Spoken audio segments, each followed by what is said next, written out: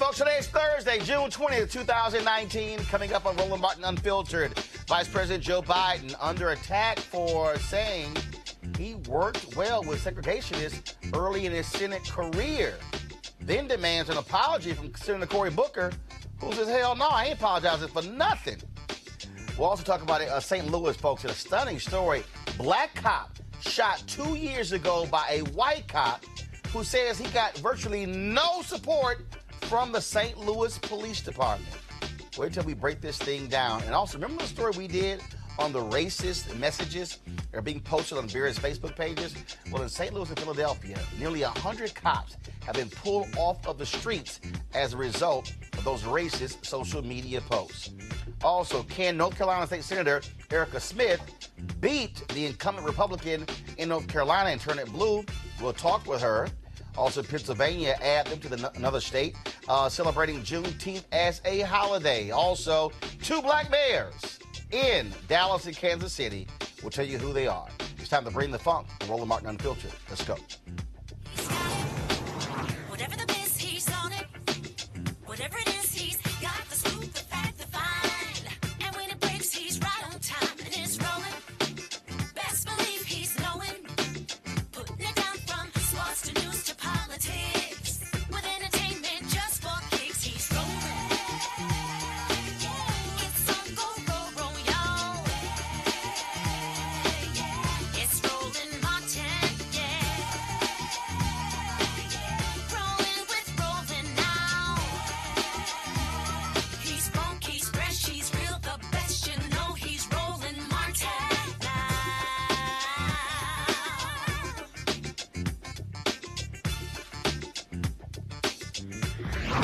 Martin. All right, folks, Joe Biden stirred up a hornet's nest when he recently had a fundraiser in New York where he talked about working with segregationists, folks like James Eastland of Mississippi and Herman Talmadge of Georgia. He said he was making the point to argue that Washington functioned more smoothly and that even though he disagreed with them on a lot of issues, they still got things done. This was the quote he gave. I was in a caucus with James O. Eastland.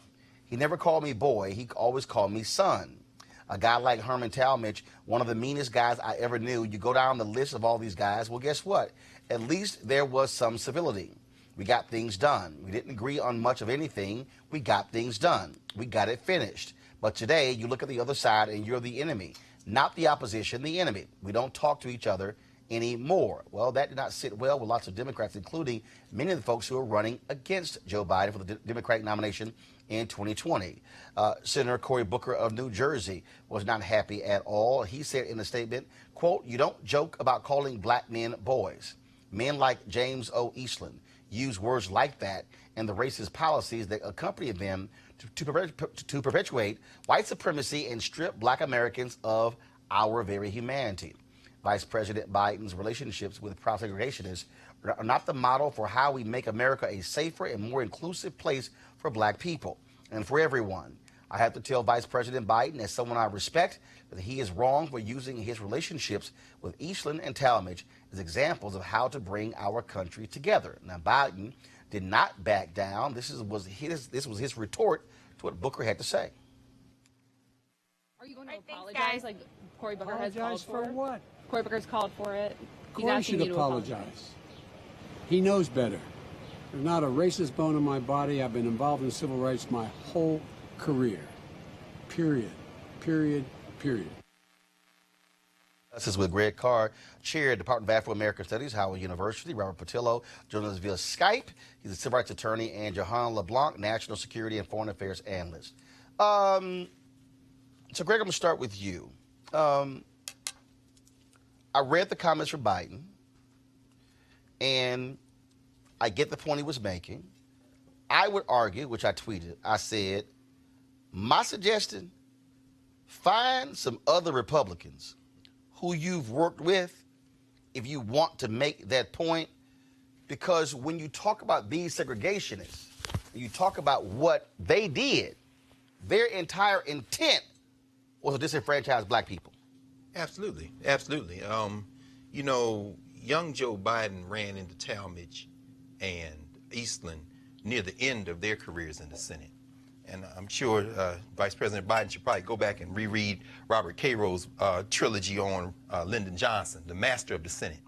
Johnson knew how to twist the arms of those segregationists, but Biden was up and coming. He was trying to make his way in a Senate that was really controlled in many ways by those Dixiecrats. Johnson was a Southerner. That's exactly right. Biden was a Northerner. That's exactly right. That's exactly right. Pennsylvania, working class Joe, as he said. And one of the things they could bond on was their whiteness. Now, you know, this is not even 10 years, just a little over, actually 11 years, after these cats signed on to this Southern Manifesto. They were staunch racists. But, you know, for me, I think this is probably Biden casting about for a sister soldier moment. In other words, he's trying to signal to these white folks in this quote-unquote base that they're always trying to capture that they can never get, I'm okay. I know how to work that side. Now, I think he stepped over the line when he tried to say something to Cory Booker, and that puts somebody like Simone Sanders in an impossible situation. You know, Simone is probably going to have to massage that retort she made. But the last thing I'll say is I think you really raised it, Roland, when you evoked Fannie Lou Hamer on social media. When you hear Fannie Lou Hamer talk about James Eastland at that testimony she gave in 1964 at the Democratic National Convention, that means that Joe Biden should have had the courage in the late 60s. He can't say this is a different age. No. Fannie Lou Hamer stood up to him in the 60s. Why didn't you, young man? Right. And the reality, Johanna, is what you're dealing with here is Joe Biden also has to deal with the issue of busing in the early 70s. And his comments that he made as well. And what he also has to understand that this is not, first of all, being President Obama's vice president for 8 years ain't kryptonite. You have a generation of black folks who held comments Hillary Clinton made in 92 against her, super predator. He needs to understand that you piss off 18 to 29-year-old black folks, look what happened to Hillary. They may not turn out for you.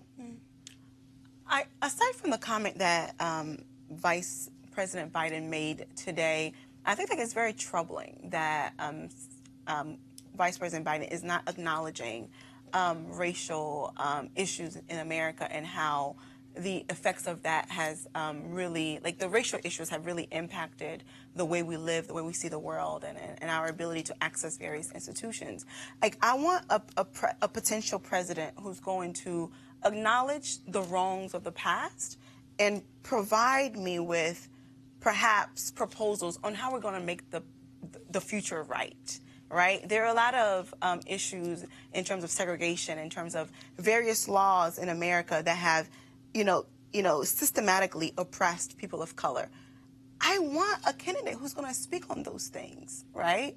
Because especially right now, we're living in a time when we're at the crossing line, right? We have a president that we see time and time again have expressed that issues impacting people of color are not a priority, right? So I want Biden to be more on course in terms of providing us with possible solutions. This is not the first alarming comment that he has made. It seems to be a trend, and I'm not sure who his advisors are, but he needs to be a bit more well-advised when it comes to issues impacting people of color. Here's the deal, though. You can't advise someone like Biden.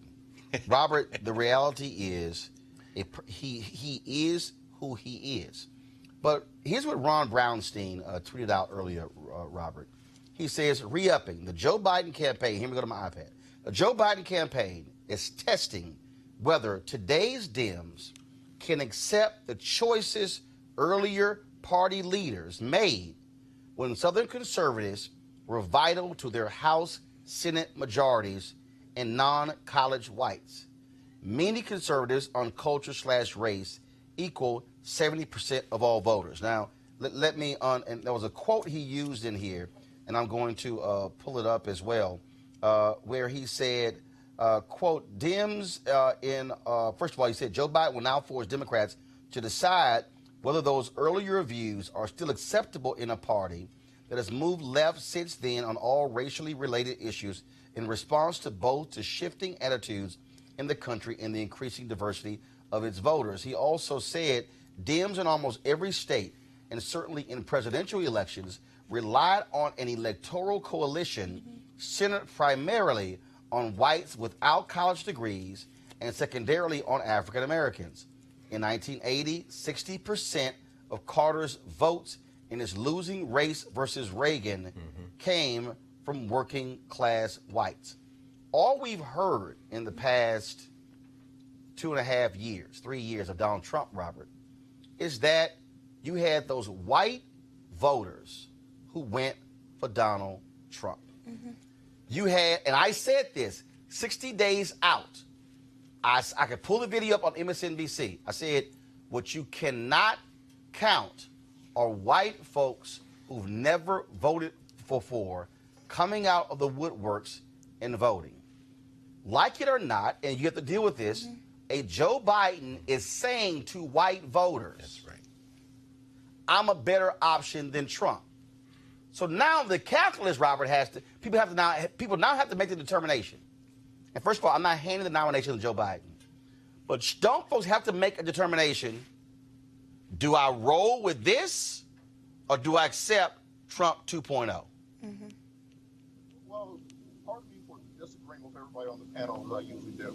But I think there are 1,050 things to disagree and to criticize Joe Biden on. I don't think this is one of them. If you look at what he is saying, he is making the very particular point that the Tea Party Republicans now, that the Mitch McConnell Republicans now are harder to work with than Dixiecrats in the 1970s. That the people we have in office right now who blocked President Obama for 8 years are more recalcitrant in their political acumen than people like Talmadge, like people like Eastland, like people like Strom Thurmond were, who are at least willing to negotiate, who are at least willing to sit down and come to a good faith agreement. So if that's the litmus test that we're going to have for a Democratic candidate, whether or not they are completely pure on all subject matter, then it could be very difficult to build a coalition that wins outside of the traditional blue state. No, Robert.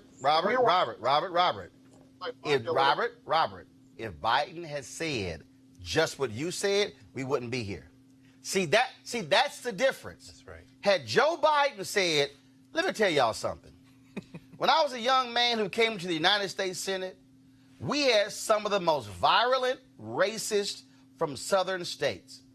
I had to work with folks like Jim Eastland of Mississippi, folks like Herman Talmadge of Georgia, folks who blocked every advancement for African Americans, you name it. And you know what? If I had to compare them to today's Republican Party, it was easier to work with them than to work with today's Republicans. That's not, and see, that's the difference, Robert. It's not necessarily what you say, it's also how you say it. Oh, absolutely. And I think Joe Biden does need to hire better communications people around him. He has that same issue that Trump had, where he just spouts off at the mouth as a 70-year-old white man and doesn't understand that the context is different now than it was in the 1970s or the 1980s when he was a younger person. So yes, he needs better communication people around him to tighten it out. Remember, he was always known as being a gaffe machine. But what I do not want Democrats to do is take this a bridge too far. Create a litmus test like they did for Al Franken, where you have to be completely pure in all ways, or else you cannot be the nominee. Because otherwise, we're going to have a candidate who can win California, New York, Illinois, and maybe one other state, and then the rest of the map is going to be red, and we're going to have 4 more years of Trump, and then 8 years of Pence, and then 8 more years of Ivanka after that. We have to learn that you cannot go for purity if you want to win. Obama wasn't pure when it comes to the liberal litmus test that exists now. We will never have that candidate if we want to actually win and regain national power. Greg, I agree 100%. But again, though, what Biden has to understand is that he also has history. Here we go to my iPad. The book Big Jim Eastland, the Godfather of Mississippi. Yes. In this book, the author, J. Lee Annis Jr., writes about Eastland mentoring young United States senators like Joe Biden. Talks about how Biden wrote letters to them thanking them for their work on the anti-busing bill. And so that's a part of this. But again, had he articulated the way Robert did, we're not here. But when he doesn't, he said, we didn't agree on a lot. No. That's not how you frame two of the most violent, racist senators ever. No, I think Robert, we know that they watch this broadcast. Robert gave Biden his talking point. if he had said it that way. But something has changed between the late 60s and now. As you said, I agree with Johanna. The demographics have shifted. This isn't the same country. Between then and now, you had Bill Clinton, who, as I said, attacked Sister Souljah as a wink and a nod to those quote-unquote working-class whites that were bleeding from the Democratic Party. And since then, and you bring this up all the time, as the demographics have shifted, you got Cory Booker from a generation that said, we're not going to play that. And for me, with the bad messaging notwithstanding, and I agree, that's why I said Simone Sanders is director of communication, young African-American woman, maybe some of this is generational. If she had heard that, maybe, and nobody can tell him what to do, but at least talk to him that way. But what I was about to say is that you have the chastising of Cory Booker. That's not just tone deaf. That is the character issue. And that's the piece, Johanna. Again, listening. You, in an issue like this here, you don't tell no black man who also is a United States Senator. He needs to apologize to me. First of all, Booker didn't call him a racist. Booker simply blasted the comments. And that's one of those where if you're Joe Biden, you want to say, what the hell is wrong with Senator Cory Booker? He knows better than me. The way you answer that is, I respectfully disagree with Senator Booker. I'm telling you, Biden needs to understand, he can cloak himself in 8 years of Obama. That ain't gonna save him. No. He cannot make mistakes like this again. Go ahead. I don't want to be presumptuous, and I don't want to put words in Vice President Biden's mouth. But I think it's a matter of it's a generational thing, in my opinion, because I'm concerned about some of the comments that he has made. I'm very concerned, but I think that with the right people around him, he will do the right thing. That I'm confident. No, about, right? Okay, we can't no. be so caught up We also said nuances. If Trump get the right folks around him, he's 73. Biden 76. I mean, no. We have to stop with that. You are who you are. A 76-year-old man has to learn to say, hold up, I can't roll the way I used to. No. And to Greg's point about tone, see, here's the deal. I was on a panel at Martha's Vineyard. Charles Ogletree had this panel, and this was 2008. And Obama won the nomination. All these white folks are all up and on, especially these white women who supported Hillary. And we're on the panel, and David Gergen was on the panel with me, and he goes, Obama, if you look at the numbers, has no choice but to pick Hillary Clinton as vice president. And I said, well, the hell he don't. And then I said, it's offensive that a black man can't even enjoy getting the nomination when the next day Bob Johnson put a letter out talking about how he needs to pick Hillary Clinton. And so I was sitting here jamming it up. Alan Dershowitz took issue with my tone. I said, who the hell you think you talking to?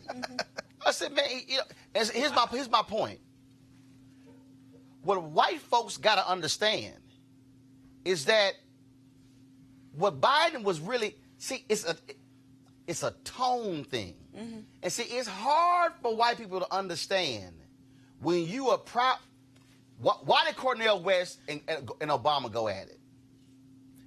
Because the real deal was Obama cussed them out at the National Urban League. No question. It's a tone thing. Yeah. Biden has to watch his tone. Okay. And if you don't watch your tone, you're going to piss a lot of black folks off, because for a lot of black folks who are 50 and under, brother, we ain't accepting certain tones. Here's my position. Here's my position, Roland. I get it, but we cannot be caught up in these little nuances, right? We need to focus on the big picture. No. Big picture needs to focus on. See, no. But Johanna, I hear you. I really. But he has to understand, bruh, you leading in the polls. You have to watch your tone. Okay. Because you're going to get checked. Robert, go ahead. Let's not take the politics out of this. We have to understand Cory Booker is currently trailing Joe Biden by 33 points in the latest polls, 35% to 3%. Right now, Joe Biden in South Carolina has 50% of the black vote, and if Cory Booker can't make a showing in South Carolina, he has no reason to be in the race. So understand the politics around it. Cory Booker isn't just doing this, with an empty heart, or he is not doing this for no reason. He is trying to can make a case for him to rise in the polls, to make some kind of headway against the other candidates who have left him in the dust. And we can't leave that out of it. But Johanna, this is the final comment before I go to my next story. The reality on stories like this is you have to look at 2016. You had a generation of black voters who held super predators against Hillary Clinton. They held it against her and never let go. I'm just saying, and they did not vote. And I understand, as people, we have to look at our priorities, right? Was that the best move? Let's look at in the context of what's happening. I would say it wasn't, right? But they did it anyway. Right. So as a people, we have to readdress our values. Like, what do we value? Are we going to focus on every little nuance, things that don't really matter? When in fact, I think if you have a person like Biden in office, I think that with the right people around him, he'll do the right thing. I mean, he hired Miss Simone as his PR person. But here's the point. And I think here's the final point on this here. And I totally agree with you. I understand practicality. I understand common sense. But the onus is also on the candidate. Absolutely. To understand that I better watch my tone. Exactly. I better watch how I say it, because now what he's done is he's now had to deal with this for 48 hours. And it's called an unforced error. And it's a good thing. It's a good thing. No, actually, it's not a good thing. It's a good but thing. It's a good thing it's happening in June and not in October. That's a good That's point. what's a good thing. It's a good thing to address the issues, like, at the very beginning, to let you know that, to call things out as they are. What I'm saying because I think that a lot of times we don't do that. I think it's a good thing. It's a good approach. Unforced error. You shouldn't have to be dealing with it, and so it was a mistake. But there's all a I'm saying generation is, gap as well, so. Vice President Biden is real simple. Use Arlen Specter. Use some other Republicans you work for. Don't use segregation is all I'm saying. Let's talk about St. Louis, folks, where a black police officer is speaking out about racial division in the police department. Officer Milton Green, folks, was shot by one of his co-workers 2 years ago. Green is black, and the person who shot him is white. Police Chief Lawrence O'Toole says it was friendly fire, but Green says it was racism and is filing a suit against the St. Louis Police Department. Now, folks, let me explain to you exactly what happened here. A guy had an accident. He was sitting here, then they were chasing him. Green hears it, grabs his gun badge. He yells, "I'm a cop." Cop tells him, "Put your gun down." Another cop comes along, while saying "put your gun down," shoots Green. He has since been on disability, has been unable to use his right arm. The white union raised money for the cop who shot him. Green says he has not gotten the kind of support he needs from the police department, and he says it's dead wrong. Now, the chief, of course, has disagreed with that. The question is, what happens now? Joining us now is Milton Green's attorney, Javad Kazelli, and Reddit Hudson, founder of the National Coalition of Law Enforcement Officers for Justice Reform and Accountability. First of all, I want to go to you, Javad. When you look at this story here, I mean, again, I've heard from many other black cops who said, man, the worst position I want to be in is when I'm not on duty or I'm not in uniform. Yeah. Well, thank you for having me. This is one of the most egregious cases I've ever seen. It's actually a little bit worse than the way that you described. Officer Green saw these two suspects. One of them pointed a gun at Officer Green. He pulled out his weapon that he's supposed to have on him all the time, pointed it at the guy. The guy ran away. All of a sudden, he's surrounded by other police officers. They tell him to get on the ground. He gets on the ground, puts his gun down, identifies himself as a police officer.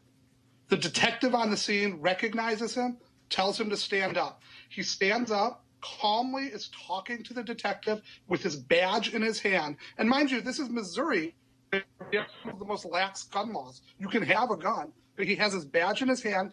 All of a sudden, another cop shows up late and just looks at Milton, immediately yells, "Put down your gun," and shoots him, hitting him in his arm, ending his career. Now we're 2 years after this has happened, and Milton's disability payments haven't even been adjudicated yet. His house is in foreclosure. You know, he's basically losing everything because the city is not supporting him. And what's crazy here is, again, a police department not owning up to it. The cop who shot him, any charges filed against him? No charges filed against him. We did learn this week when we filed the lawsuit, and we served it on the police department. They came back and they rejected the lawsuit because they've told us that he no longer works for the police department. We've been told that has nothing to do with Officer Green's case, that he's just not there anymore. Wow. Ridley Hudson, again, we hear this from a lot of black police officers who say they are scared to death when they have to be on the other end of the barrel of a gun by another cop. Man, Roland, you have black officers who are scared to be on duty now with some of their fellow officers. As I think you referenced earlier on social media, one of my colleagues who's a police officer with St. Louis City right now, Detective Heather Taylor, is the president of the Ethical Society of Police Officers, which is a predominantly black police officers association, one of the better black municipal police officers associations in the country. You have officers online posting things like they hope she bleeds to death because she's consistently called for accountability among police officers on that department. And the fact that that officer is no longer with the department, I guarantee you he left voluntarily. He wasn't forced out. One of the points of emphasis in a case like this that I would like to make, especially for officers around the country, is this union. The St. Louis Police Officers Association is a union of police officers that did not back Milton Green in this situation. They did back the guy who shot him in this situation. There was another officer, black officer, Luther Hall, who was beaten unmercifully by 4 white officers here in St. Louis City at a protest during the Jason Stockley verdict. If you remember that, there were protests following the not guilty verdict for Jason Stockley, who was the officer who announced the murder of a black man and then carried it out, almost execution style. Beat Luther Hall within an inch of his life. That police officers union offered him no support. So to those officers around the country, black officers who belong to these unions, man, stop giving your money to these unions that will do nothing for you and won't represent your interests or your community's interests at any time and will always stand against you. Witness the union in Cleveland now that fought for the officer that killed Tamir Rice to get his job back. Javad, your client, Milton Green, still can't use his right arm? He cannot. He can't hold a gun. I mean, he can use his hand, but when he shows it, he can't fully squeeze. He actually has to do workouts with a soup can right now. He can't properly hold a gun and fire it. He would be a liability to himself if he were on the streets. He hasn't been back to work since the incident occurred, and tomorrow will be the 2-year anniversary of that. And to talk about the Stockley cases, we actually represent about 16 people that were beaten the same night that Officer Hall was beaten. And the police department's position seems to be, did I lose? No, you're there. Go ahead. Okay, good. The police's position seems to be that the 120 people that they beat and pepper sprayed that night, that was lawful. But randomly, the only person that they made a mistake on was the one undercover police officer who happened to be black. The night that Milton was shot, he came in, he was rushed with a officer down call, was rushed to the hospital. The acting police chief and the person who's the current police chief both met with Milton. He told them what happened. He said everything was calm. You know, the perps were gone. And then this guy shot me.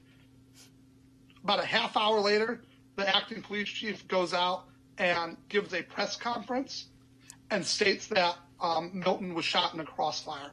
An absolute lie. That white police chief is now suing St. Louis, claiming racial discrimination because he wasn't promoted to the full-time position. Wow. Roland, Go ahead, Reddit. None of this should be disconnected from the recent exposure that officers all over the country, including officers in Philadelphia, St. Louis, and Phoenix, got for their social media posts identifying themselves as either affiliated or sympathizers with white supremacist organizations that hold white supremacist and racist views.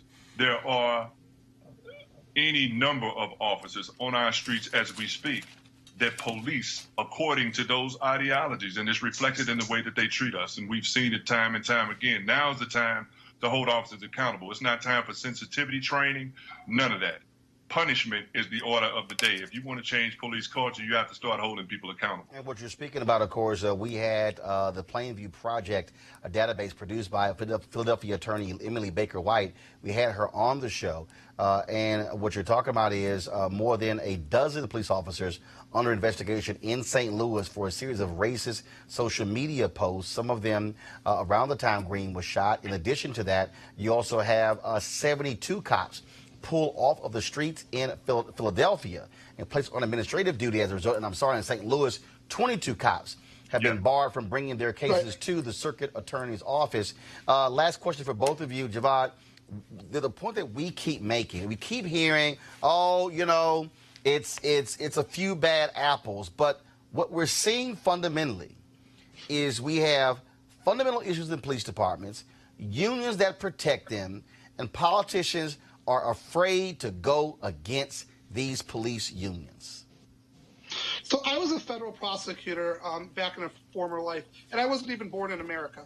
And I really love American idioms. And every time I hear that idiom, it's a few bad apples, I always ask people, what's the next part of that phrase? And that's the bad apple spoiled the bunch. When other officers watch this, allow this to happen, and then come out and say that the people who do bad things are actually the heroes, that makes a lot of people question them. Milton has talked publicly that other officers went online and criticized him for what he did. They said that he was being a fool. He deserved what he got. You know, why is he asking for handouts? He says that his kids, who were raised in a house with a police officer, now, when they see other officers, they generationally are now afraid of these officers. Until we have real systematic changes with the way that the St. Louis Police Department polices, you can't expect the citizens to trust them. And the real irony is that was Milton's job. He was a community resources officer. It was his job to mend bridges between the police department and the community. And now he's seen what the police department has done and how they've abandoned him. Reddit? Black officers, wake up, man. A police officer will shoot you, disable you, and then have his colleagues question why you're looking for handouts. What we need now is leadership. We have that opportunity here in St. Louis. We have a black chief of police. We have a black public safety director. We need them to stand in the cut, man, and make a stand against these kinds of systemic abuses that reflect the racism that's at the foundation of police culture, not just here in St. Louis, but all over the country. And until we get that and hold some of these people accountable, we're going to see what we see. But I always say, as you know, Roland, I think it starts from inside. We need a critical mass of us inside the system ready to address these issues head on. Absolutely. Javad Cazelli, Milton Green's attorney. We appreciate it. Thanks a lot. Reddit Hudson, thanks for joining us as well. Thanks for having me.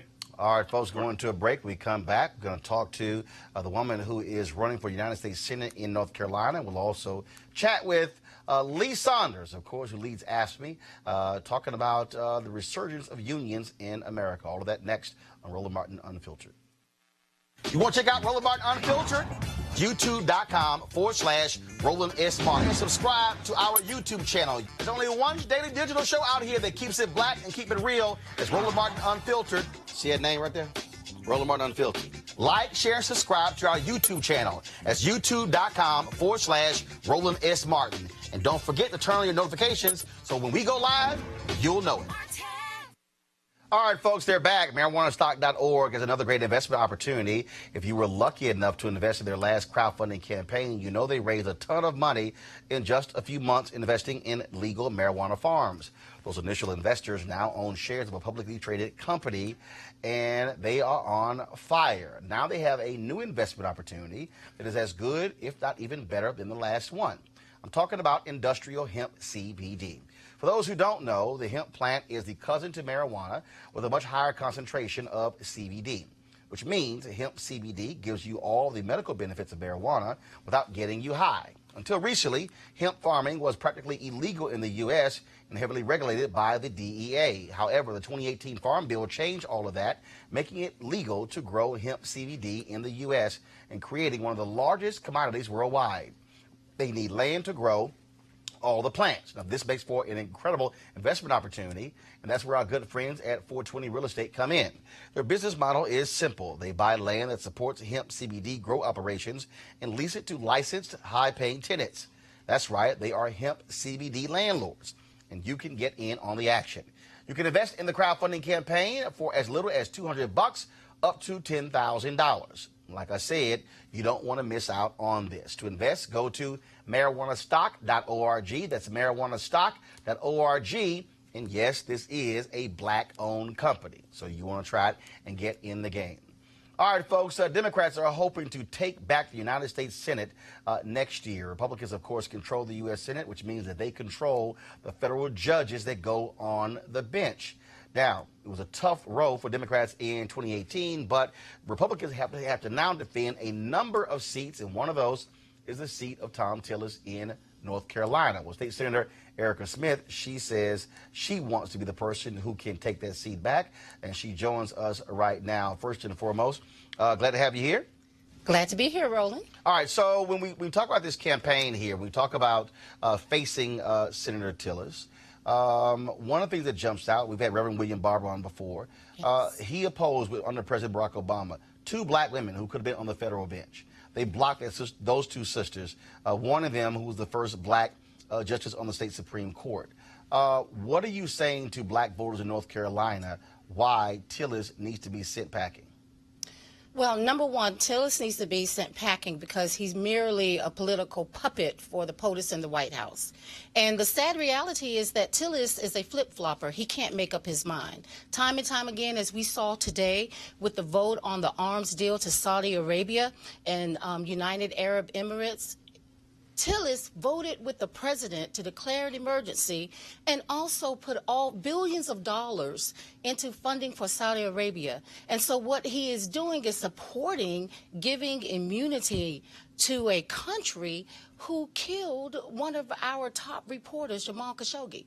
It's just ridiculous. The reason why we need to send someone like me, Erica Smith, to the United States Senate is because I'm the one who places people over partisanship and political games. Now, of course, we know in North Carolina you dealt with voter suppression and an absolutely crazy North Carolina legislature because Republicans have really lost their mind there, doing all they can to block black voters. And so how do you, though, get over that hump making the argument that the state is better served in your hands versus in the hands of Tom Tillis?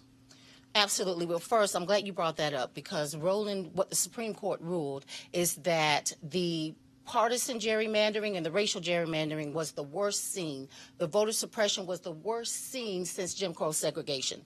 And so when you look at Tom Tillis and his leadership, he started out in the House, and he was the Speaker of the House when they led an assault on education, public education. Now, I'm a former engineer, but now I'm an educator, and I know firsthand the damage that Tom Tillis did to our state and to the future security of our state. When we get down to the dynamics of who we need to send to represent us, we need to send someone with integrity, with character, who is about results and not rhetoric. And that's what you get with me, and that's not what we're getting with Tom Tillis. You got to raise a ton of money, obviously, to campaign statewide. What are you projecting that you're going to need to beat Tillis? Well, to beat Tillis, last time when Tillis ran against former Senator Kay Hagan, it was the most expensive race, not only in the state, but in the nation. And it was upwards of $40 million. So I know off the bat, I'm going to need to raise $28 million. And the good thing is that based on the Emerson poll that was released last week, I'm already beating Tom Tillis by 7 points. Never in the history of our nation have we had an African-American woman challenge an incumbent and beating the incumbent in early polls. And that's the momentum that people see. We have a great opportunity right now. And when you have a candidate that is that strong out of the gate, who has a demonstrated record of service to her local community, the statewide community, because I'm a 3-term North Carolina senator, you have a competent candidate who is the one to send. And so the money needs to back that. Ground game is also critically important. You got to have lots of people on the ground. How are you building that? Are you focusing on HBCUs? North Carolina has more HBCUs than any other state in the country. I'm a proud graduate of North Carolina A&T State University, where dreamers become achievers from astronauts to presidents. Thank you, Roland, for coming down to North Carolina 2 years ago. You recall we worked on the HBCU bill that was set to change the names of the universities and to take away our historical history. I have a great outreach with millennials because as a strong education advocate, I already do a lot of work with HBCUs, and not only the HBCUs, but also our PWIs. And so we are definitely building a great ground game, field plan, a get out the vote plan. This is not our first time. We are experienced and we know how to handle this. People all across the state are reaching out, in fact, in the country, to support us and push us. And there's nothing like that HBCU love. Last question. Are you getting the proper support from the Democratic infrastructure? At this moment in time, I would say no. I'd have to be honest with you. We always have to work harder, shine brighter, be stronger, do twice the work to get half the credit. And I'm used to that, you know, from being a mechanical engineer. So you've already had the primaries, right? No, Okay. the primaries are March 3rd, Got 2020. it. And how many? So March 3rd, 2020. How many folks are you going to be? How many folks right now already announced their running? Right now in the running, there are 4 candidates. Got it. And so incidentally, 2 candidates filed on Monday. After seeing the results, you have an African-American woman. And so I will admit, we may not be the establishment candidate, but it's time for us to do things a new day in a new way.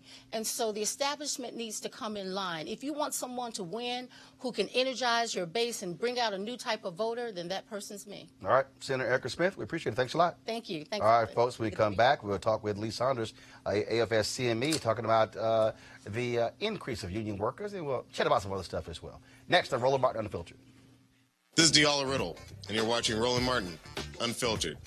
Stay woke.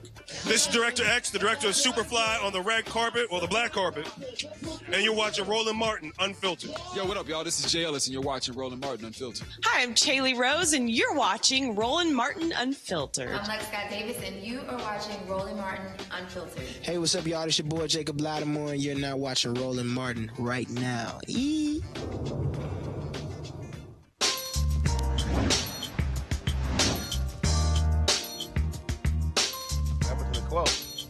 All right, folks, our HBCU Giving Day school, Harris Stowe State University, founded in St. Louis, Missouri in 1857. Notable graduates include Julius Hunter, Judge John Francis Nangle, Hazel Irby, Bobby Wilkes, Judge Charles Alexander Shaw. If you want to support Harris Stowe, go to hssu.edu, hssu.edu.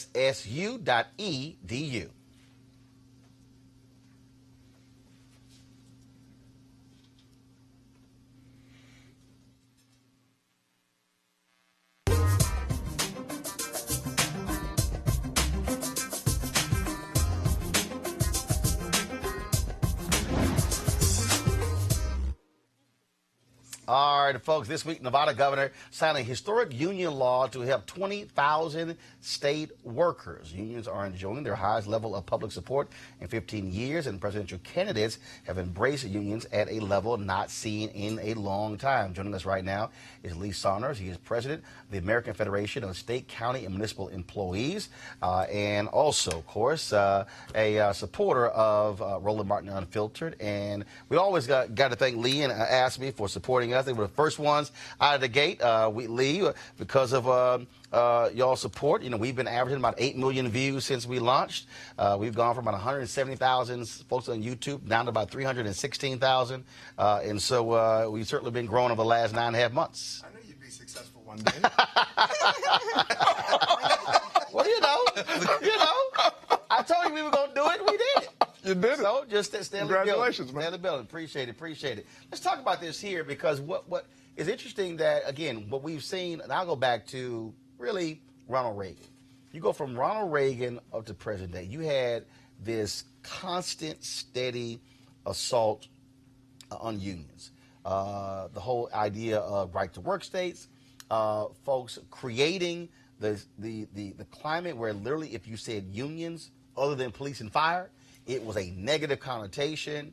And you're seeing in these places where politicians are now being pressured by folks who say, no, we want folks fighting on our behalf when it comes to wages. There's no question about it. As a matter of fact, The most latest polls show that 62% of the American public believe that we need strong unions in this country to be the counterbalance to the corporate greed that exists and the fact that workers need a seat at the table. That was instrumental in what we were able to do in the state of Nevada, where we were successful in electing a state legislature, both on the House and Senate side, who believed in supporting working families, who believed that unions made a difference for workers. We were able to elect a new governor, Steve Sisolak, who believed the same thing, and he gave us a commitment that if, in fact, they were elected, then they were going to push for collective bargaining within that state for state workers. And that's exactly what happened. I was in Nevada last week and was with the governor when he signed into law collective bargaining for state workers, covering 20,000 state workers who AFSCME is representing. And the key to this, Roland, is simply this. Those who support us, those who talk about the importance of helping working families in the communities in which they live, then we ought to support them. And the end matter is this: elections matter. Elections matter, and it mattered in Nevada, and we're seeing the results out of that right now. Do you also think you're seeing that because you had so much attention on the wage gap? When I think back again, I'm going back to 1980, not going through the 90s and 2000s. What we constantly heard from politicians was, look, support big business. They're coming in, supplying jobs. We can't have anything that's stopping that from happening. And voters said, oh, that's great, that's great. All of a sudden, they woke up 30 years later and go, wait a minute, what the hell happened? We gave massive tax breaks. We gave infrastructure breaks. We did all these things. And then what happened? They got a massive tax cut under Donald Trump. And it's like, oh, we're going to reinvest it in the workers. And the CEOs went, no, we're not.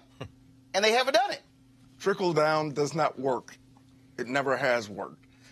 Workers need to have a seat at the table to control their own destiny. And that's what unions provide them, a seat at the table so they can negotiate wages and working conditions, benefits, safety and health issues, not only just for themselves, but for their communities, because when workers are organized and you have a strong and healthy workforce who has a seat at the table, that benefits everyone who lives in that community where those workers reside. And that's why you're getting this kind of feeling across the country and an aggressive action that is taking place. You look at the strikes that have been taking place across the country. United Fruit and Commercial Workers striking up in the New England states. You look at Unite Here, Unite representing hotel workers, striking the Marriott Corporation and their slogan was, one job should be enough. The economy right now is rigged in favor of the 0.5% who want more power and wealth at the expense of working people. And unions are the avenue by which you can unrig that system. And that's why people believe that unions have a very strong and important place in today's society. One of the things that also jumps out, again, as you begin to look at what is happening, how do you counter what took place in Ohio? Donald Trump campaigns talking about get rid of NAFTA. Yet in Ohio, he won by 450,000 votes. Have you and your union comrades been meeting to figure out what kind of messaging you're going to have to send when you go to Ohio, Pennsylvania, Wisconsin, and Michigan to say to those folks who voted for Obama, but then who flipped for Donald Trump, who might be disillusioned now? It's about getting back to basics. And it's about talking about the issues that workers care about. It's about talking about health care. It's about talking about retirement security. It's about talking about prescription drugs and the price of prescription drugs. Fairness on the job. If you deal with those kinds of issues and take the personalities away from it, but deal with the issues that the workers feel every single day, then you can sit down, talk with them, and more importantly, listen to what they've got to say, and then react and develop programs around their economic concerns that impact on them, their families, and their communities. That's why we were successful in many states across the country in November of 2016, because folks listened to workers and what they had to say. It's real basic. This is not rocket science. Sit down and talk with folks, listen to what they've got to say, and then implement programs that will benefit them. All right. Lee Saunders, President, asked me. We appreciate it. Thanks a lot. Great being here. All right, folks, going to go to a break. When we come back, a shocking story out of Chicago where a black woman shopping in a Walgreens shot and killed by the friend of the manager. He went several days without even getting arrested. What the hell, Mayor Lightfoot? That's next. Roland Martin Unfiltered. Hey everybody, this is your man Fred Hammond, and you're watching Roland Martin, my man, Unfiltered. Hi, this is Essence Atkins, and you're watching Roland Martin Unfiltered. Hey, yo, Peace World, what's going on? It's the Love King of R&B, Raheem Devon, and you're watching Roland Martin Unfiltered. Hi, my name is Brescia Webb, and you're watching Roland Martin Unfiltered. And, well, I like a nice filter usually, but we can be unfiltered. What's going on? This is Tobias Trevelyan. And if you're ready, you are listening to and you are watching Roland Martin Unfiltered. What's up? I'm Lance Gross, and you're watching Roland Martin Unfiltered. Hi, this is Cheryl Lee Ralph, and you are watching Roland Martin Unfiltered. I mean, could it be any other way? Really? It's Roland Martin. You want to support Roland Martin Unfiltered? Be sure to join our Bring the Funk fan club. Every dollar that you give to us supports our daily digital show. There's only one daily digital show out here that keeps it black and keep it real. As Roland Martin Unfiltered. Support the Roland Martin Unfiltered daily digital show by going to RolandMartinUnfiltered.com. Our goal is to get 20,000 of our fans contributing $50 each for the whole year. You can make this possible. RolandMartinUnfiltered.com. All right, Robert, Johanna, and Greg, a stunning story in Chicago. Circe Bernardo was shot inside a Walgreens, and the company could be facing legal trouble. The night manager suspected Bernardo was shoplifting and called a friend, a former security guard. Witnesses said the man confronted Bernardo, falsely identified himself as a Chicago police officer. An argument turned physical, and the man shot Bernardo in the face. The man suspected of shooting her only turned himself into the police yesterday. He was also arrested last summer, accused of threatening a woman and once again claiming to be a cop. Robert, this is what's unbelievable here. He was the friend of the manager. You suspected a woman of shoplifting? She's now dead because you called a friend? No, you call the damn cops. If you think that, and so now you suspect, not even prove it, and she's dead. And he wasn't arrested for several days. Well, let's understand the Chicago Police Department is very busy trying to track down the criminal mastermind Jussie Smollett and the Nigerian brothers who apparently the police department has been concentrating on. Ron, what you have to understand is this is part of the dehumanization of African Americans in this country, that you are reduced down to nothing more than a criminal. They can shoot you down like a dog because they think of you as no more. And that thought pattern doesn't just go along racial lines. Often there are people who look just like us who have that same opinion. This individual, the manager's friend, homeboy, whoever it was, absolutely had no business in the store. Walgreens has very particular, I had litigation with Walgreens years ago, has very particular criteria set out in the employment handbook on how managers should handle security issues. And none of it involves calling in your own private mercenary to execute individuals you think have taken part in a crime. So, of course, Walgreens needs to be held liable. The night manager or the manager must also be held liable for their culpability in this. And the individual who did pull the trigger and kill this woman should be prosecuted because his life was at no point endangered. Illinois is not a stand your ground state. It's questionable if he was even licensed to have a handgun in that situation or in that area of Chicago. So this person should be prosecuted to full extent of the law, and Walgreens should pay restitution to the family. I believe this woman had 5 children, to the family that lost a mother in this situation. Whether she was shoplifting or not is beside the point. It's about the inhumanity exhibited towards African Americans. Johanna, this reminds me of the case out of Los Angeles, where they suspected an African American man of shoplifting. Security guard shoots and kills him. He's dead. I'm sorry. There's not a damn thing in a drugstore worth killing somebody over. Yeah, Nothing. Yeah, I think my co-panelist has said it very well. It's the dehumanization of people of color, right? The fact that you think it's okay to pull a trigger on someone because of the perception that they may have stole something, right? And as you said as well, there's nothing that is worth anyone's life or anyone to have died. And the fact that it took authorities so many days to find the person who shot this woman is very alarming, because as we know, had it been a white person that was shot and killed, we know that they would have found the assailant immediately on the spot. There would have been no ifs or buts about it. But again, I think it's just a reminder that Black lives really don't matter in the United States of America and all across this world. And it's very alarming. And it's time and time again that we have to be confronted with these stories and these realities. You know, as a woman of color, every day I leave my house, you know, there are certain things I have to take into account. For example, if my cell phone is dead, I'm not going to the store because I'm thinking that what if I get pulled over by a cop and I'm dead, right? So these are things that you have to think about as a person of color. And it breaks my heart. And my question is, how do we move forward? Because I don't know the answers to that. Well, and Greg, and that's the fundamental issue, that we have to do things every day that white folks don't have to do. No. And we talk about Black Lives Matter. This is what it is. I mean, same thing that's in Phoenix. Cops roll up, several cops, because the child allegedly took a doll out of a damn dollar store. Yeah, that's really just broke my heart. You know, it's interesting, Roland. This goes back to what you covered yesterday with Brother Ta-Nehisi's testimony before Congress and Dr. Malveaux with regard to reparations.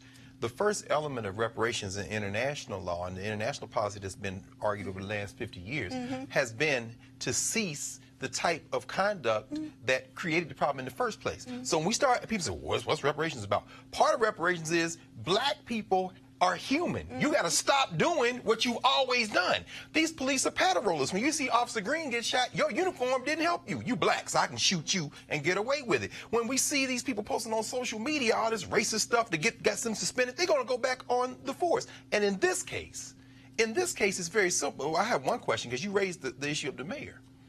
What's Walgreens' point? You know, Walgreens is a big employer, and they got a lot of weight in Chicago. Of course. Are they the ones trying to stall this out in part so that, you know, they don't get hung on the line for liability? But at the end of the day, it does come back to what you said, John, and Robert kind of led out with this, and you said it as well.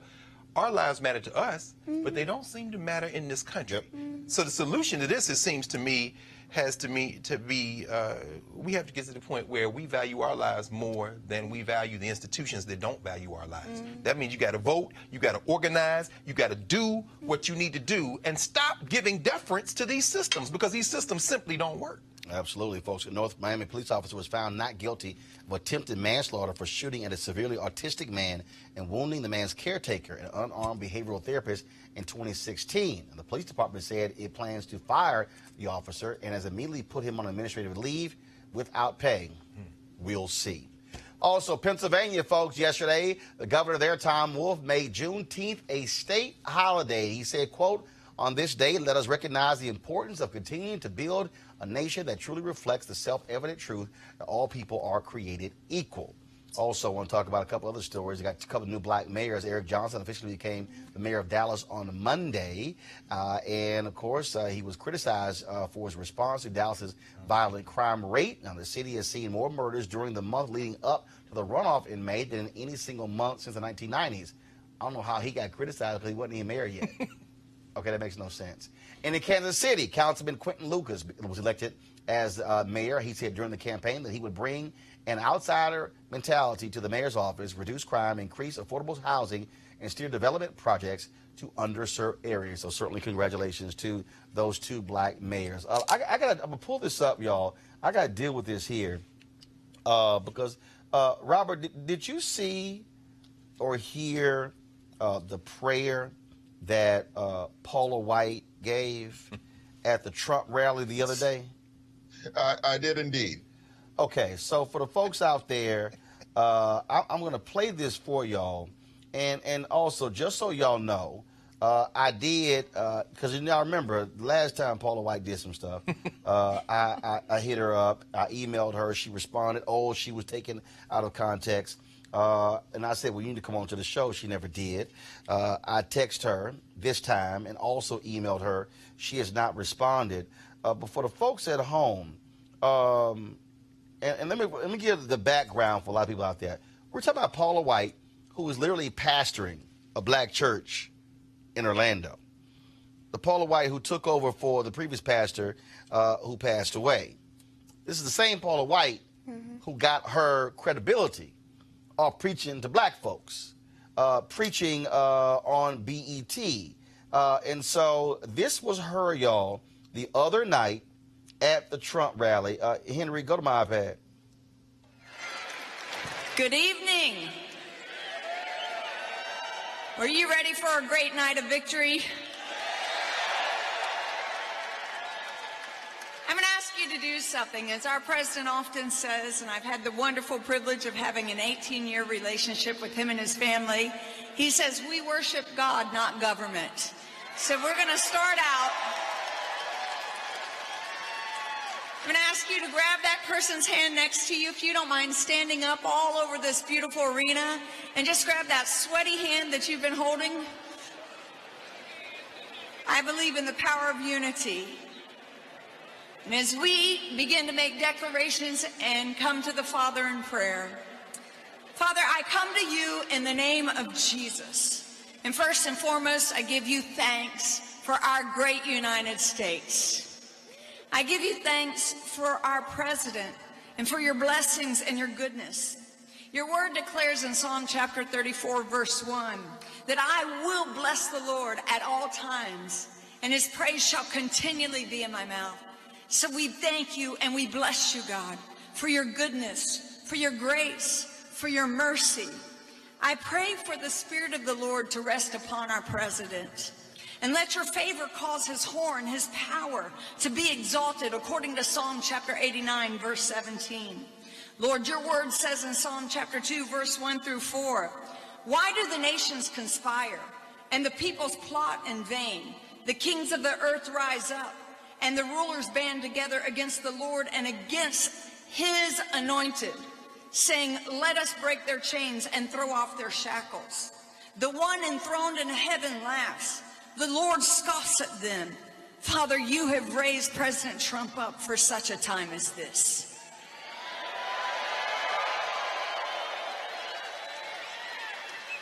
You are a God that reveals secrets. So reveal the secret and the deep things to President Trump, according to Daniel chapter 2, verse 22. Make known unto him the mystery of your will. I declare that skillful and godly wisdom have entered into the heart of our president, and knowledge is pleasant to him. Father, we ask you to compass him with men and women and make their heart and ears attentive to godly counsel, to do that which is right in your sight. Now, I need you to really go with me here. Let every evil veil of deception of the enemy be removed from people's eyes in the name which is above every name, the name of Jesus Christ.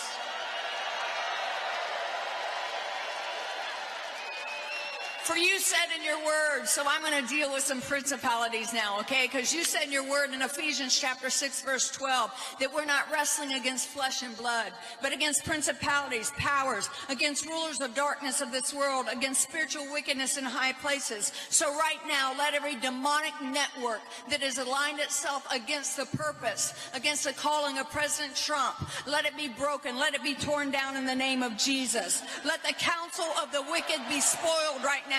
According to Job chapter 12, verse 17, I declare that President Trump will overcome every strategy from hell and every strategy of the enemy, every strategy, and he will fulfill his calling and his destiny. Destroy and divide their tongues, O Lord, according to Psalm chapter 55, verse 9.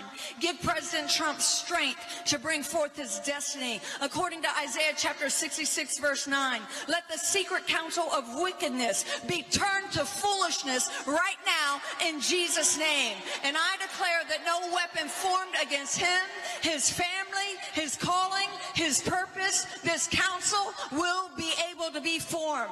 Now I declare that you will surround him and protect him from all destruction. Let the angel of the Lord encamp around about him, around his family, according to Psalm chapter 34, verse 7. Establish him in righteousness and let oppression be far from him, according to Isaiah 54:14. I deploy the hand of God to work for him in the name of Jesus. I secure his calling. I secure his purpose. I secure his family. And we secure victory in the name which is above every name, the name that has never failed for this nation and for my life, the name of Jesus Christ. And everybody said, amen. Now I'm going to let Robert, Johanna, and Greg weigh in just a moment. But let me say a few words first. Since Pastor Paula White wants to quote scripture. you should go to Psalm 1:1, where it said, the godly do not walk in the counsel of the wicked. I dare say, Pastor Paula White, the wicked is when you are a president who allows people on the border to somehow be sleeping on cement floors. How you would go to court and say, we don't even have to give them toothbrushes. I dare say, if you call yourself a so-called Christian, you would have the decency to treat human beings like human beings. Here's what I also want to know, Pastor Paula White. When Reverend William Barber and other preachers and ministers of the gospel and the Jews and Buddhists and others had a prayer walk from the church here in New York Presbyterian to the White House, why did this administration lock them out of Lafayette Park? I also want to know, Pastor Paula White, why you as a pastor did not have the courage and the decency to tell Donald Trump why you are afraid to meet with other ministers of the cloth who you might disagree with. See, if you actually have God on your side, if you supposedly have Jesus on your side, then you would not be afraid to meet with other ministers of the gospel. You also said that the evil veil of deception be removed. Please explain to me how you as a pastor defends a man who lies and lies and lies. Please, as a pastor, explain to me how you're supposed to be telling folks to speak truth when you support a man who lies without a doubt, who lies about lies every single day. Please tell me how you can talk about every demonic network aligned against Trump. If you're going to pray that thing, then specify that thing. What networks are you talking about, Pastor Paula White? See, what I cannot stand is when you have pastors who pimp God, pastors who have not a prophetic word, but a partisan word. See, a prophetic word means you ain't afraid to meet with somebody who you disagree with. Reverend Dr. Martin Luther King Jr., prophetic, had no problem meeting with folks who disagree with. But see, Pastor Paula White, you support a man who will not meet with people who he simply do not like. How do you dare support a man who routinely trashes women and denigrates women, children of God? How do you not say a word? You stand in front of a nearly all-white rally in Orlando, thundering this particular prayer, saying God is going to cover Trump, saying that God raised Donald Trump up. But see, if I got to go to my Bible, I do remember that God said, oh, so y'all want a ruler? Okay, I'm going to go ahead and give y'all a ruler. Y'all, I remember God saying, I told y'all, you don't need a king.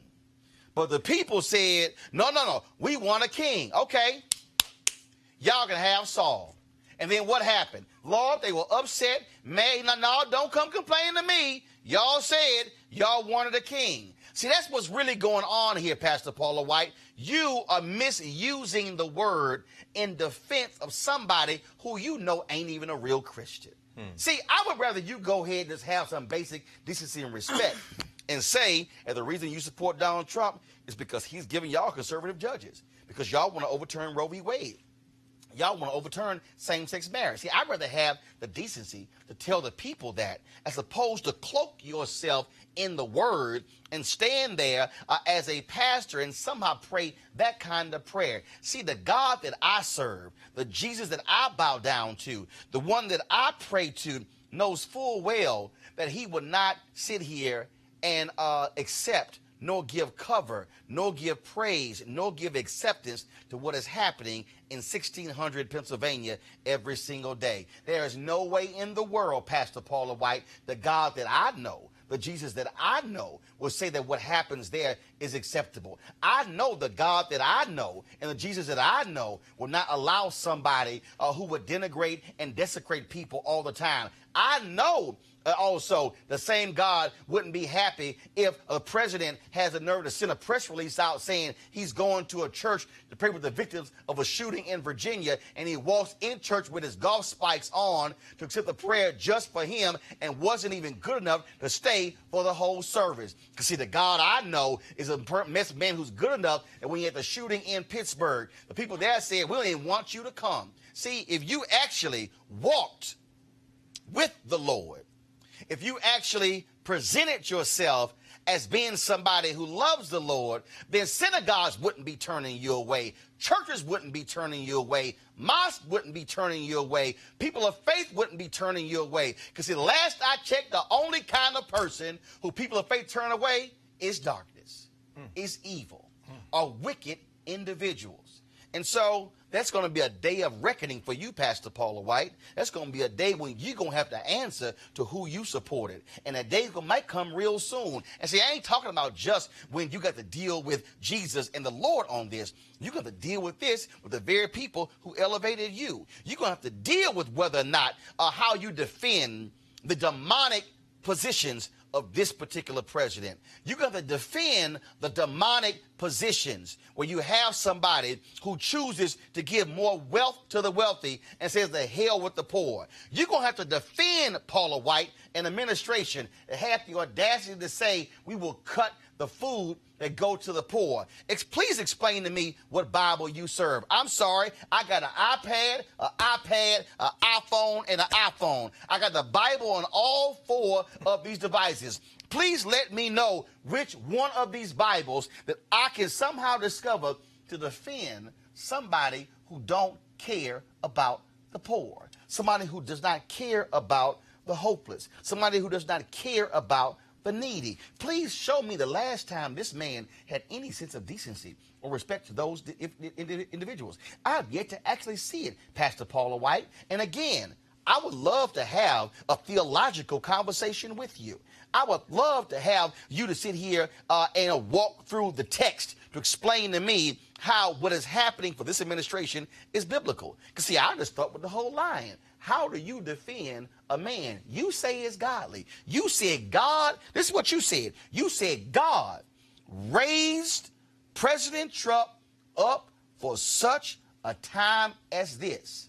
What that means is that you, as a pastor, you are suggesting that God co-signs everything that he has done. Are you willing to tell God that?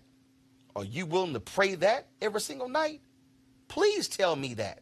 See, Pastor Paula White, I'm more than welcome to have you sit in this chair. And I'll have Reverend William Barber sit in that chair. And I'll have Reverend Jim Wallace sit in that chair. And I'll open a chair for one of your other friends. I would love for you to come here and discuss this. And let me remind you, you came on a radio show, WVON, in Chicago, when you were pushing your book. I had you on the show then.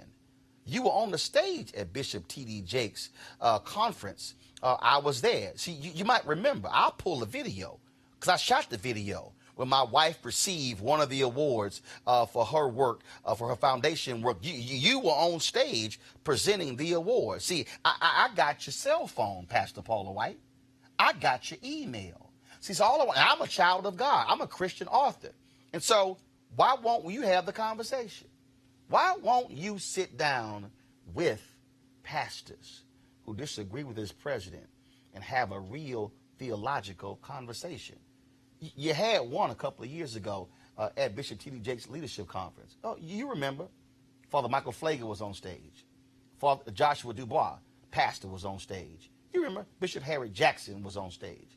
Bishop Jakes was sitting in the audience. The four of y'all, it was moderated by April Ryan. Why won't you have that conversation again so we can go over what has taken place in the last 2.5 years of Donald Trump's presidencies? See, I would love for you to explain to me these actions. I would love to hear you break down why it's godly to have a president who trashes people. Is that godly? Is that what Jesus died for? Is that what Jesus wanted? I would love for you to explain that to me, because I would dare say you can't explain it.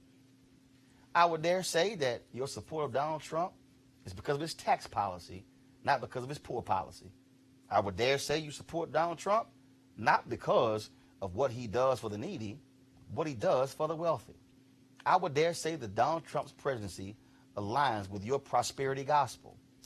And I would say that ain't got nothing to do with Jesus Christ.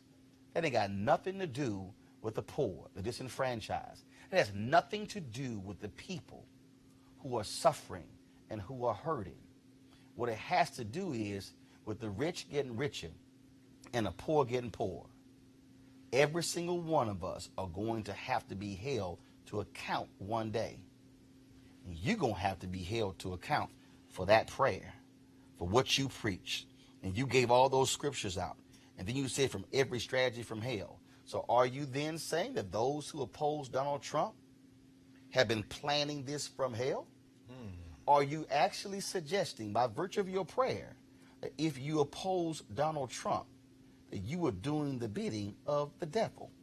If you say that every strategy from hell, what you're saying is that if there is somebody who opposes what Donald Trump says and does, that means that they are an imp. They are doing the work of the devil. Is that what you're saying? Or you're saying that all of these Christian pastors out here, the same ones who opened their church pulpits up to you to preach prior to Donald Trump, are you saying those individuals have been planning things in hell? Are you saying that somehow that they are doing the devil's work against Donald Trump? I didn't say it. You said it. I would love nothing more for you to clarify what you said. There won't be any yelling, won't be any cursing, won't be any of that. We're going to have us a nice Christian conversation. I don't need no help. It could be me and you. You know what? I'll make it easier on you. I do it in your church in Orlando. I will fly to Orlando and I'll bring my cameras with me to have the very conversation. If you are going to stand up as a pastor and give that kind of prayer, then you also need to explain the kind of prayer. Because remember, Paula White, last time you told me you got misquoted. Remember the email you sent me? You sent an email to me saying that you were out of the country and you had been misquoted when you made those comments on Jim Baker's show. You remember that? Oh, I remember that. See, I remember the email where we went back and forth. And see, I'll pull up in a second. But I really want you to explain this because I really want the pastors out there who support Donald Trump to really defend what he says and does. And I want you to show me biblically where it is so I can be sure that we serve the same God, the same Jesus. Time for altar call. Robert, what's your thoughts? Well, I think this is a perfect example of why we need to have a separation between church and state. I've worked on too many campaigns throughout the years of them dragging these pastors around, creating rent-seeking activities where pastors will endorse anybody for a healthy contribution, and candidates will pretend to be whatever religion you want them to be in order to get the pastor's congregation behind them. We need to have the church be the church and have politics be politics and not commingle the two to this extent. I remember nothing sadder than 2003 when George Bush was dragging T.D. Jakes and all these other black pastors around with him for the faith-based initiative because he promised him 2 or 3 biscuits extra. So let's separate these things out and make sure that we aren't commingling our politics with our religious life. Johanna? I think Robert made an excellent point, the whole notion about separation between church and state. The fact of the matter is Minister Paula White, she's doing her job, right? She's been asked to serve a particular role. Her job is to be the pastor of the church that Zachary Timms and his wife built. That's a job. Well, part of it is also to advise. Okay, go ahead. To be the spiritual advisor. I just want to remind folks it's the church that Zachary Timms built. That I understand, but another aspect of her job is to advise, to spiritually advise the president. And the fact that churches are not being taxed, right?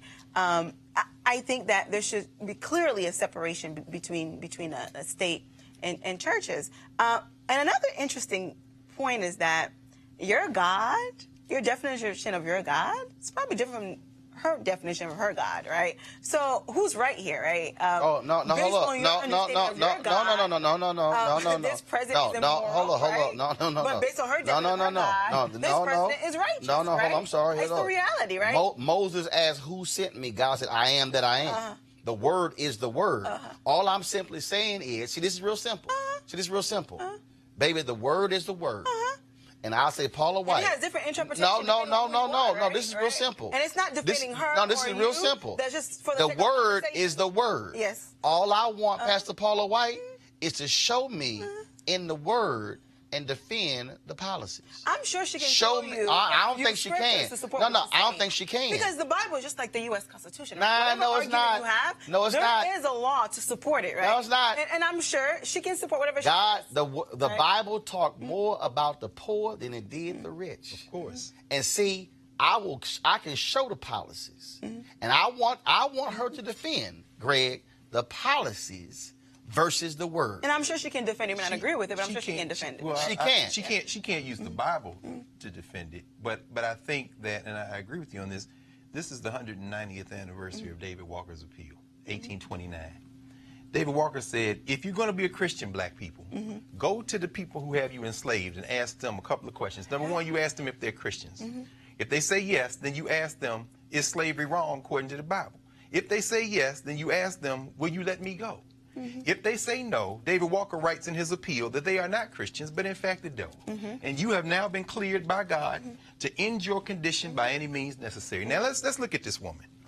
When I hear her, it reminds me of Charles Coughlin from the 1930s. Father Coughlin, the Catholic bishop, who a Catholic minister outside Detroit. I'll be in Detroit tomorrow for October. The reparations conference begins today. But Coughlin was on the radio talking to millions of white Catholics, railing against the Jews, railing against the New Deal. They're not Christians. This is fascism, as you said. It is corporatism, and they are in the guise of Christianity. But if you take David Walker at his field, what she's praying to, I agree with you, is very different than what you're praying to, Roland, and in your humanity, in T.D. Jakes' humanity, in the humanity of the people that Robert talked about who invited her into those pulpits. You're extending divine-inspired humanity to her. But in rejecting you, David Walker would say, oh, we're clear now. We end our oppression by any means necessary. This is not a Christian, in fact, that we've just seen. That is, in fact, the devil. And I think that we're also witnessing the church playing a huge role in the political process, right? Of course. The church is not supposed to as be... it has begun. That's American. Let's clarify. Let's clarify. Because if you're not... Let's clarify. There's a separation. No, let's clarify. No. Let's clarify. We said the church. No, what we're dealing with are white, conservative, that's right, evangelicals. That's right. You're dealing with black pastors too. No. You deal, but it's a few of them. But you're dealing with the Franklin Grahams of the world. Come on, brother. Who wanted to deny the Christianity of Obama, but wanted to praise the demonic Christianity of Donald Trump. That's right. See, that's what you're dealing with. See, again, I'm gonna call it like it is. These people only care about conservative judges because they want Roe v. Wade and the same-sex marriage to be overturned. That's right. That's all they care about. And all I'm saying is put it out there. But don't stand there and talk about my God and what's demonic and what's evil. I mean, why can't they do that? I mean, in other words, why can't they just say, we want to impose a white nationalist Christian theocracy on everyone in the country? Why can't they say that to you? Because they think we boo-boo the fool, and they're sitting here knowing that if you do that, then your true intentions will be out there, and you cannot cloak yourself in the throne. You can't cloak yourself in the blood of Jesus. Lord have mercy. That's the real deal. Like my mama. And see, they don't and they don't want to do that. That's why I need y'all to understand, Robert. Jerry Falwell Jr., who's not a minister, who's caught up in this pool boy controversy in Miami. Robert Jeffress, all of these conservative evangelicals, not a single one of them would sit down with Reverend Barber or Reverend Jim Wallace. In fact, Jerry Falwell Jr., when Reverend Barber and the Poor People's Campaign went down to Lynchburg, Virginia, he sent the word to the police department of the university, if they step foot on this campus, arrest them. And ordered to all the student body, don't you dare go visit that church when they come to town. That's, if you want to say demonic, that's demonic when you are so scared of the power of poor people that you say, don't you dare step foot on this campus. Robert, final comment. Well, this is a perfect example of what I was saying previously, is that the church has been its most effective when it's that third rail. when it is united not around a particular candidate, not around a particular political party, but an independent actor for the Christian community. As long as we have pastors and churches pledging allegiance to any candidate, any party, it dilutes their message because they have now sold out to the earthly powers and not to the divine power above. Pastor Paula White, these church doors are open. You can come here anytime. I'll go to you. You can come here. You're always in D.C. And we can have that conversation. Because if you truly believe in the Word of God, you wouldn't be afraid of another Christian, would you? I would love for you to answer that question. Folks, support Roland Martin Unfiltered by going to RolandMartinUnfiltered.com. Join our Bring the Fuck fan club. You can, of course, contribute via Square, Cash App, PayPal as well. We are here about having the conversations other folks are afraid to have. And you know what? I'm telling you, I would love to have. Matter of fact, I'd say this to Pastor Paula White. I'd give you the whole hour. Me and you, one-on-one, the entire hour. If you want to do 2 hours, we can do 2 hours. Take your pick. D.C., Orlando, your place at Trump Tower, don't matter. I'll go anywhere to have a conversation. You know why? Because I love Jesus. Holla.